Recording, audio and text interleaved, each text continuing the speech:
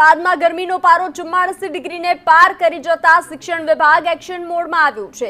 વધતા જતા તાપમાન અને લૂના પ્રકોપને જોતા જિલ્લા શિક્ષણ અધિકારીએ તમામ શાળાઓને બપોરે વહેલી છોડી દેવા કડક સૂચના આપી છે। ખાસ કરીને સીબીએસઈ સહિતની જે શાળાઓ વેકેશન પૂર્ણ થઈ ગયું છે ત્યારે સવારે 12 વાગ્યા સુધીમાં શૈક્ષણિક કાર્ય પૂરું કરી દેવા જણાવવામાં આવ્યું છે। આ ઉપરાંત બાળકો સીધા તડકામાં કે ખુલ્લા મેદાનમાં કોઈ પણ પ્રકારની પ્રવૃત્તિ ન કરાવવામાં આવે તેવું પણ સૂચન કરવામાં આવ્યું છે। ગરમીના કારણે બાળકો બીમાર ન પડે તે માટે શિક્ષણ વિભાગે તમામ શાળાઓને આ આદેશોને તાત્કાલિક અમલ કરવા જાણ કરી છે।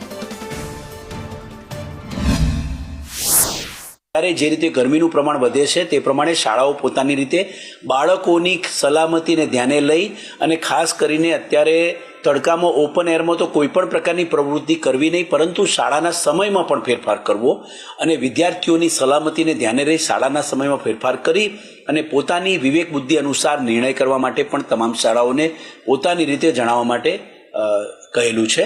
અને આ બાબતની જાણ જિલ્લા કક્ષાએ કરવી હોય તો કરી શકે છે, કારણ કે મૂળ મુદ્દે